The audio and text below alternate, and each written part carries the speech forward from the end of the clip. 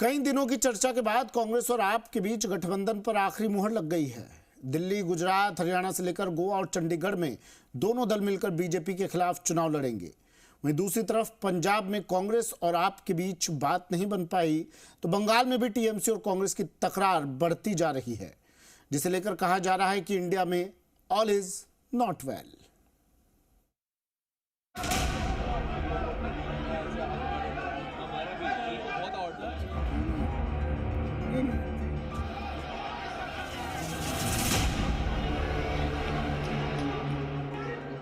लोकसभा चुनाव के लिए बीजेपी के विरोध में बन रहा इंडिया गठबंधन धीरे धीरे वजूद में आता दिख रहा है।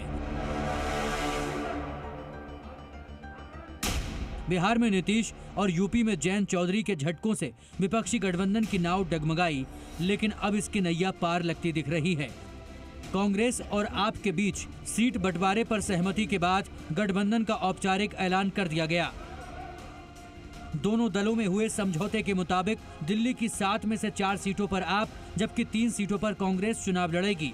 गुजरात की 2 सीट भरूच और भावनगर से आप चुनावी ताल ठोकेगी, जबकि बाकी 26 सीटों पर कांग्रेस चुनाव लड़ेगी। हरियाणा में आप सिर्फ 1 सीट यानी कुरुक्षेत्र से चुनाव लड़ेगी। बाकी 9 सीटों पर कांग्रेस उम्मीदवार मैदान में होंगे। चंडीगढ़ में भी कांग्रेस का ही उम्मीदवार मैदान में होगा। गोवा की दोनों सीटों पर कांग्रेस चुनाव लड़ेगी। 2 अलग अलग राजनीतिक दल हम होने की वजह से अलग अलग चुनाव चिन्हों पर हम ये चुनाव लड़ेंगे, लेकिन हमारी जिम्मेदारी रहेगी कि दिल्ली में कांग्रेस पार्टी 3 पर प्रत्याशी रखने के बाद भी 7 पर हम किस तरह से कामयाब हो सकते हैं, उस दिशा में हमारा प्रयास रहेगा। वहीं पंजाब में कांग्रेस और आप अलग अलग चुनाव लड़ेंगे। सिर्फ पंजाब ही नहीं, कई और राज्यों में भी पेच अटका नजर आ रहा है, जिसे लेकर सियासी पंडित भविष्यवाणी कर रहे हैं कि इंडिया की असली पिक्चर अभी बाकी है। इससे जुड़ी खबर दिखाएंगे, उससे पहले आपको दिखाते हैं गठबंधन से जुड़ी 3 तस्वीरें जो पूरी कहानी बयां कर रही हैं।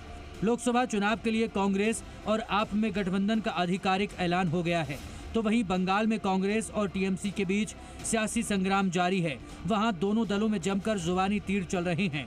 तो इस बीच मुरादाबाद में राहुल की न्याय यात्रा में प्रियंका गांधी शामिल हुई हैं। आगरा में एसपी सुप्रीमो अखिलेश यादव इसमें शामिल होंगे।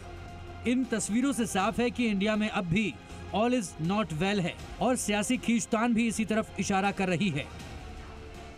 कई राज्यों में एक साथ उतर रही कांग्रेस और आप के बीच पंजाब में सीट बंटवारे पर बात नहीं बन पाई। दोनों दल अकेले अकेले चुनाव में उतरेंगे और एक दूसरे के सामने ताल ठोकेंगे। तो वहीं बंगाल में भी कांग्रेस टीएमसी में तकरार जारी है। कांग्रेस नेता अधीर रंजन चौधरी टीएमसी सुप्रीमो ममता को घेरने का कोई मौका नहीं छोड़ रहे। आधिकारिक रूप से ये नहीं कहे जाते हैं कि गठबंधन की प्रक्रिया खत्म हो चुकी है।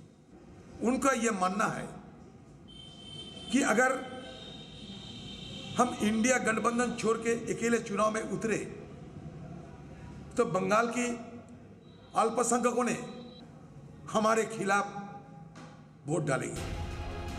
अधीर रंजन के शब्द बाण से तमतमाए टीएमसी नेताओं ने फौरन पलटवार किया और उन पर गठबंधन को कमजोर करने के आरोप लगाए। अधीर रंजन चौधरी का सबसे पहले अपना स्टैंड क्लियर करना चाहिए। वो बीजेपी का साथ है कि बीजेपी का खिलाफ है। जिस तरीके से वो बात करता है, जिस तरीके से वो काम करता है, इससे ये सबूत होता है उनका पहला मकसद है बंगाल में बीजेपी को ऑक्सीजन देना। लेकिन इससे इतर 80 सीटों वाले उत्तर प्रदेश में इंडिया गठबंधन अब सही ट्रैक पर दिख रहा है। कांग्रेस समाजवादी पार्टी में गठबंधन के बाद एसपी सुप्रीमो अखिलेश यादव और राहुल गांधी एक मंच पर एक साथ दिखेंगे। आगरा में राहुल की न्याय यात्रा में अखिलेश शामिल होंगे। वहीं मुरादाबाद में राहुल और प्रियंका की जोड़ी एक साथ नजर आई। दोनों ने मिलकर सुस्त पड़े संगठन में जान फूंकने की कोशिश की। सबसे पहला काम नफरत को मिटाने का है, भाई को भाई से गले मिलाने का है।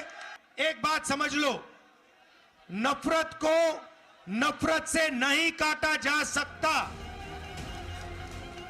वहीं महाराष्ट्र में इंडिया गठबंधन के सहयोगी शरद पवार अपनी दो फाड़ हुई पार्टी को मजबूत करने में जुटे हैं। रायगढ़ में उन्होंने अपनी पार्टी का नया चुनाव चिन्ह लॉन्च किया। माना जा रहा है कि अब महाराष्ट्र में इंडिया गठबंधन जल्द ही सीट बंटवारे का ऐलान कर सकता है। ब्यूरो रिपोर्ट, जी मीडिया।